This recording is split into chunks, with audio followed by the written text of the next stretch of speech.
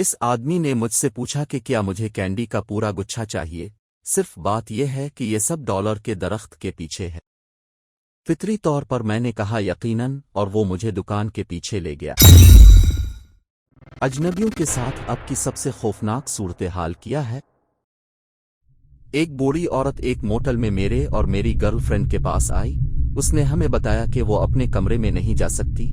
मैंने पूछा कि क्या उनका की कार्ड काम नहीं करता, और उन्होंने हमें कहा नहीं, वो काम कर रहा है, लेकिन वो इतनी मजबूत नहीं थी कि दरवाजा खोल सके। हम इसके साथ चल पड़े और देखा कि वो एक स्टोरेज अलमारी में जाने की कोशिश कर रही थी। मैंने उन्हें बताया कि ये उनका कमरा नहीं है, और उन्होंने गुस्से में आकर उसे बताया कि उन्होंने अभी अपना सामान कमरे के अंदर रखा है। मैंने उन्हें दिखाया कि इस पर स्टोरेज अलमारी लिखा है और उसका की कार्ड काम नहीं करेगा क्योंकि चाबी डालने के लिए कोई जगह नहीं। उन्होंने मुझ पर यकीन करने से इनकार कर दिया और फ्रंट डेस्क पर चली गई। जब वो चली गई तो अलमारी से एक बच्चा बाहर आया और हमें बताया कि वो औरत इसके पीछे इसलिए आई थी क्योंकि उसे लगता था कि वो उसकी पोती है, लेकिन उनका कोई ताल्लुक नहीं था। उसने हमें बताया कि खातून ने इसे अपनी कार में धकेलने की कोशिश की, लेकिन वो भागकर करीब ही स्टोरेज अलमारी में छप गई। मैंने इससे पूछा कि क्या वो चाहती है कि मैं पुलिस को कॉल करूं, और उसने नहीं कहा और भाग गई। बूढ़ी औरत अमले के एक रुकन के साथ वापस आई और उसने स्टोरेज रूम का दरवाजा खोला जब उसने कहा कि इसने इसके अंदर कुछ छोड़ा है। वो वाकई उलझन में लगी जब इसने ये खाली देखा और गुस्से में चली गई। हमने मुलाजिम को बताया कि क्या हुआ था, और उसने कहा कि वो उसकी इत्तला पुलिस को देंगे। इसके बाद हमने मोटल छोड़ दिया। ये चंद हफ्ते पहले हुआ था। मुझे अभी कुछ बुरी खबर मिली थी जब मैं कुछ दोस्तों के साथ घूमने फिरने के बाद घर जा रहा था। मैं रोते हुए सड़क पर चल रहा था जब मैंने देखा कि एक आदमी पार्क ट्रक में बैठा मुझे घूर रहा है। मैं अपनी ही सोचों में मसरूफ था, बस चलता ही रहा, मेरे कानों में मौसीकी के साथ। जल्द ही मैंने महसूस किया कि किसी ने मेरा कंधा पकड़ा और मुझे घुमा दिया। ये ट्रक का आदमी था। ये ट्रक वाला आदमी था। उसने मुझे रोते हुए देखा और मुझसे पूछने के लिए रुका कि क्या मैं ठीक हूं।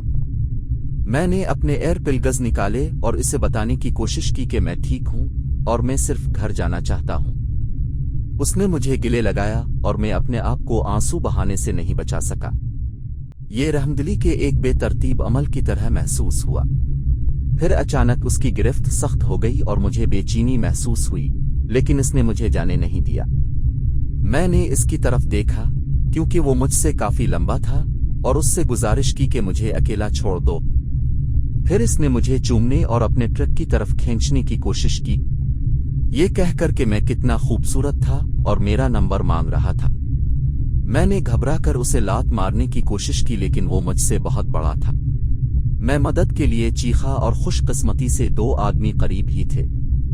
खुशकिस्मती से 2 आदमी मेरी बात सुनने के लिए काफी करीब ही थे और इस आदमी को लेने के लिए भागे कि वो मुझे जाने दे। मैं इतनी तेजी से घर कभी नहीं भागा। और सबसे बुरी बात यह है कि यह दिन की रोशनी में था और वो सिर्फ इस हकीकत को गाली दे रहा था कि मैं इतनी नाजुक हालत में था।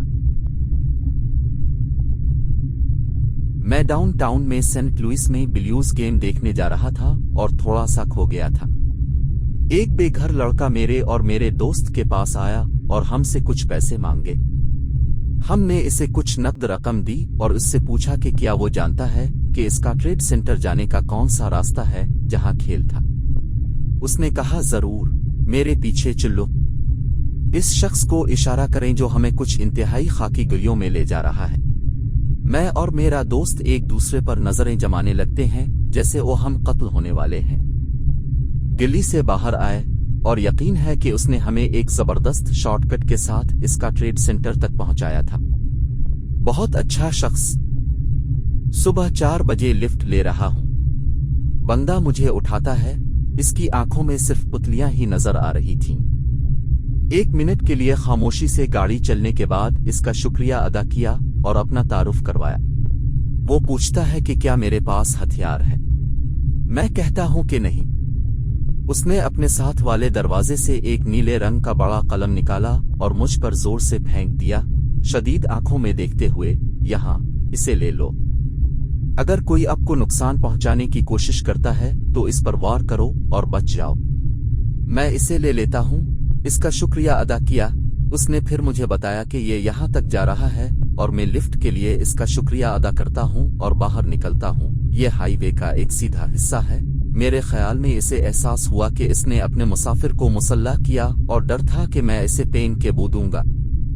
मैं जनूबी कोरिया में रहता हूं और एक वाज़े गैर मुल्की के तौर पर कुछ कोरियन लोग मुझे सड़क पर रोककर मुझसे बात करना इंतहाई मुनासिब समझते हैं। नहीं, मेरा मतलब दोस्ताना गुफ्तगू नहीं है। मेरा मतलब है कि वो मोपेड पर हैं, फुटपाथ पर। मैं चल रहा हूं। वो मेरा रास्ता रोकने के लिए मेरे सामने मोपेड ले आते हैं। मुझसे पूछा कि क्या मैं रूसी हूं, तवाइफ का कोड क्या है। फिर जब मैं वहां से जाने की कोशिश करता हूं तो वो अपने मोपेड को तेज चलाकर मेरा रास्ता रोकते रहते हैं। जब मैं मोपेड को पीछे हटाने की कोशिश करता हूं वो मेरे ऊपर चलाने के करीब है। अगर मैं भाग जाता हूं तो वो अपनी गाड़ी पर मेरा पीछा करते हैं। ये वाकई डरावना है क्योंकि ज्यादातर लड़के 50 से ऊपर हैं। मुझे हरासा करना बंद करें क्योंकि आप अपनी अंग्रेजी की प्रैक्टिस करना चाहते हैं या मजा करना चाहते हैं। एक उस्ताद की खिदमत हासिल करें या इंटरनेट इस्तेमाल करें। मैं एक बार रात को डॉलर के दरख्त के पास गया और ये बेघर आदमी मेरे पास आया, मार खाया हुआ, खून आलूद सफेद शर्ट, फटी हुई जीन्स और काली आंख। उसने मुंजमद हिस्से में ड्रग्स के मेयार के बारे में मुझसे बातचीत शुरू की और लाइन के साथ कहीं इसने मुझसे पूछा कि क्या मुझे कैंडी का पूरा गुच्छा चाहिए। सिर्फ ये है कि ये सब कुछ डॉलर के दरख्त के पीछे है। फितरी तौर पर मैंने यकीन से कहा और उसने मुझे स्टोर के पीछे ले गया और हाय हा, और देखो इसके पास पिछली छठी की ईस्टर कैंडी का ये पूरा ट्रक है जिसे वो मेरे ट्रक में लोड करने में मदद करता है। हम अब फेसबुक के दोस्त हैं। हा हा। मैं और मेरी बीवी न्यू इंग्लैंड से विस्कॉन्सिन जा रहे थे। हमने सोचा कि हम 24 घंटे के लिए एक कार किराए पर लेकर और फिर 21 घंटे से ज्यादा घंटे में एक साथ सफर करके होशियार हैं। पहले 6 से 8 घंटे तो हुआ का झोंका था, लेकिन इसके बाद के घंटों और घंटों की ड्राइविंग आपको एक ऐसी मुतबादिल कायनात में डाल देती है जिसमें आपको लगता है ये अपने अपनी पूरी जिंदगी ड्राइविंग में गुजार दी है और आप अपनी बकिया जिंदगी गाड़ी चिल्लाते रहेंगे। वैसे भी गिरी, इंडियाना के आसपास कहीं हमें गैस के लिए और आराम के लिए रुकना पड़ा। मैंने एक छोटे से शहर में हाईवे पर रुका था क्योंकि वहां एक गैस स्टेशन के लिए एक बड़ा रोशन निशान था। मैं गैस स्टेशन में गया और अटेंडेंट को $20 दिए और गैस की तरफ निकल गया। मैं वहां खड़ा गैस भर रहा हूं और मेरी बीवी बैत अल खला में है जब एक छोटी बूढ़ी औरत एक सिया प्लास्टिक कोड़े का बैग पहने हुए एक पौनचो के तौर पर मेरे करीब आई। मैं नींद की कमी के नशे में था, इसलिए मैंने एक लम्हे के लिए इसे देखा कि क्या हो रहा है। उसने पूछा कि क्या मैं थोड़ी सी गैस बचा सकता हूं। अमल करने की कोशिश करते हुए मैंने जोर से पलकें झपकाई। उसने अपने पौनचो को नीचे से उठाया और वो नीचे नंगी थी। उसने फिर थोड़ी सी गैस मांगी। मैं घबराने लगा था जब मेरी बीवी वापस आई और मुझे ऐसी नजर दी जैसे ये क्या हो रहा है। मैंने इसे बताया कि औरत थोड़ी सी गैस चाहती है। फिर बूढ़ी औरत ने अपना पौनचो नीचे किया और मेरी बीवी की तरफ देखा। हम सब एक लम्हे के लिए खामोशी से खड़े रहे। तब बूढ़ी औरत ने सर्द तरीन आवाज में कहा जो मैंने कभी नहीं सुनी, मैं जब चाहूं तुम्हें मार सकती हूं। मेरी बीवी ने बूढ़ी औरत को थप्पड़ मारा और हमने गैस की नली लटका दी, गाड़ी में बैठे और वहां से निकल गए। मैं ये काम इस वक्त करता था जब मेरे पास कुछ इजाफी पैसे होते थे। मैं एक निशानी बनाऊंगा जिसमें कहा गया था कि मुझे एक कहानी सुनाओ और मैं आपको $1 दूंगा और जब मैं अपनी बस का इंतजार करूंगा। मैं एक बैरूनी मुजाफाती इलाके में रहता था और वहां सिर्फ 2 बसें थीं जो वहां जाती थी जहां मुझे जाने की जरूरत थी, इसलिए मुझे आमतौर पर तकरीबन 40 मिनट इंतजार करना पड़ता था। मुझे बहुत सी प्यारी कहानियां मिलती हैं। एक लड़की ने मुझे एक नई पसंद के बारे में बताया। एक लड़के ने पहली बार अपनी गर्लफ्रेंड के साथ जाने की बात की। कुछ उदास भी है।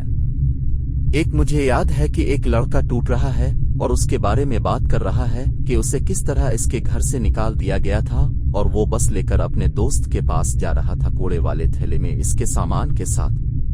मेरे पास पहेलियों से आगाह बंदा भी था। एक बड़े सुर्ख और सिया चेहरे का टैटू वाला ये बंदा मेरे पास आया, निशान देखा और हुकूमती साजिशों के बारे में मेरे कान में बोलने लगा। वो पहली आगाही का नारा लगाता रहा क्योंकि ये इसकी एक खुफिया तंजीम की खिदमत का महीना था जिसका वो हिस्सा था जिसने इसे हुकूमत की ब्रेन वॉशिंग से महफूज रखा। बसें आईं और चली गईं और ये आदमी सिर्फ बेंच पर बैठकर मुझसे बात कर रहा था कि किस तरह झाड़ियों और दरख्तों में बग्स लगाए गए थे और वो उन 20 लोगों में से एक था जिनके पीछे हुकूमत थी। किसके लिए, मुझे यकीन नहीं है। आखिरकार ये एक ऐसे मकाम पर पहुंची जहां बस स्टॉप पर हम सिर्फ 2 लोग थे और वो मेरी तरफ मुतवज्जे हुआ और कहा, तुम जानते हो मैं वाकई आपके साथ जिनसी ताल्लुक करना पसंद करूंगा। रेड हेड्स लाइट आउटफिट में इजाफा करते हैं और मैं उसको बराबर करना चाहूंगा।